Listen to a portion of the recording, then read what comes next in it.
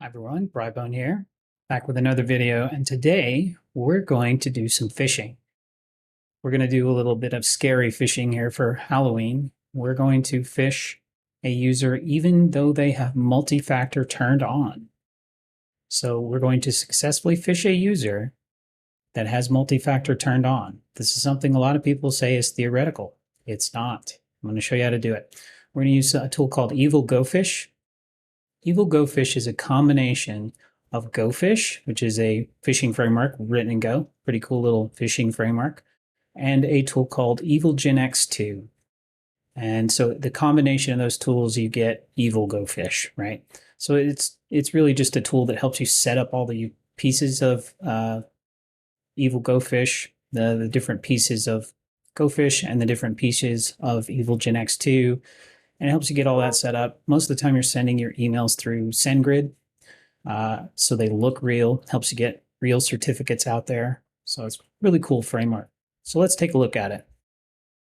We'll hop over here to our GoPhish machine, and you can see I have Evilginx up here going, and I have our GoPhish over here on the left side, and I'm ready to launch a campaign. But what I need from Evilginx, I need my phishing URL. So I'm going to go Lures, and then I can just tab complete. So if I go get URL, and then I want 0, which is the only one I have enabled right now, and that's going to give me my URL. Now this URL I've secured with a Let's Encrypt certificate. I've also set up MX verification and all the things you would do with a typical mail server so that this looks real, right? When the user clicks on it, they can't really tell the lock will be closed as it normally would. So if they're not looking really closely, they're not going to notice the difference. So we'll go over here to new email campaign, and we'll call this SpearPhish. And then we'll put in our URL that we had for our fish. And GoPhish is our sending profile. And then we'll choose the fish account here. And we'll give it profit, and it's going to say launch. So we'll launch this campaign.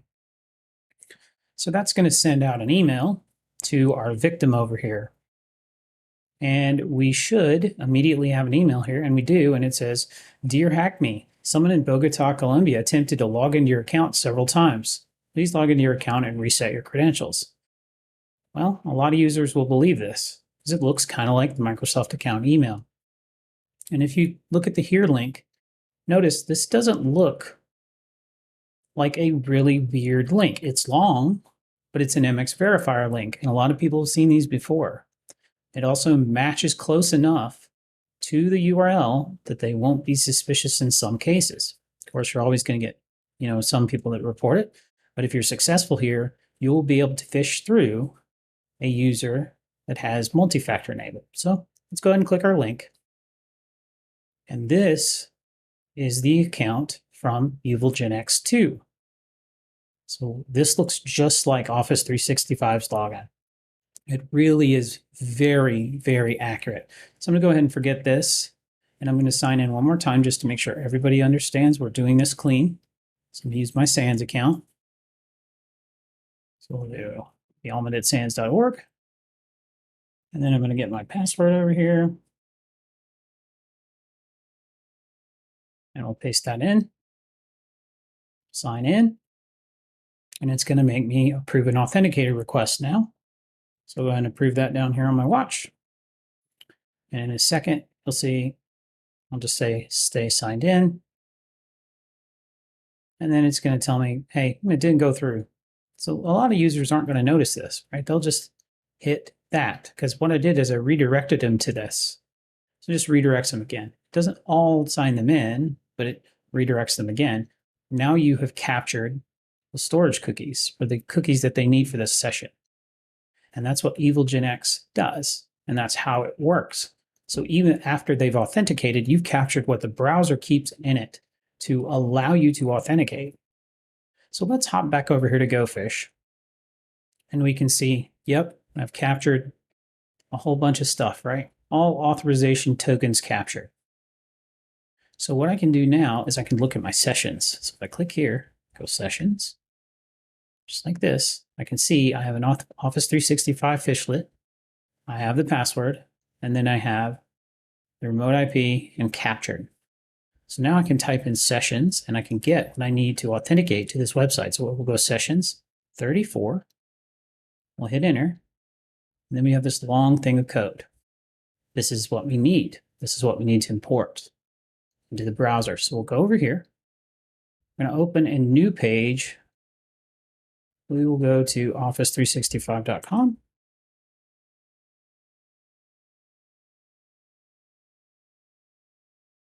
And I'm on a completely different machine here than I was earlier.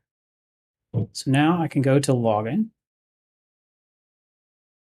And we'll forget this again, just to make sure that there's nothing there.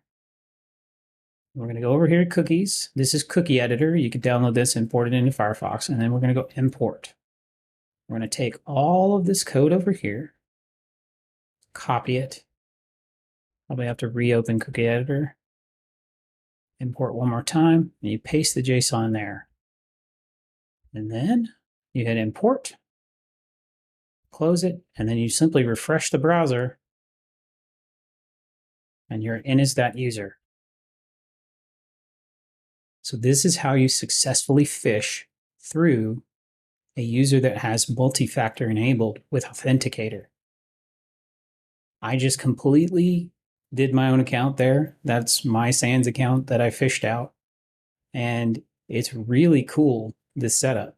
Now, this is really dangerous and very scary, right? Multi-factor does not always mean that you are able to not be phished or not have your information stolen. A lot of people place too much faith in multi-factor, and they have for years. But if you take a look at the Phishlets here that are in this, it's amazing. We have Outlook, Twitter, Coinbase, Facebook, Google, Okta, TikTok, Amazon, LinkedIn, PayPal, Citrix, OneLogin, KnowBe4, Proton Mail. And you can write your own Phishlets for this. Because what you're doing is you're just intercepting the browser's session and acting like a proxy for it and stealing the information as it moves through you. It's kind of like a man-in-the-middle attack for multi-factor. So that's all I have for today. Thank you. And once again, hack the planet to defend better.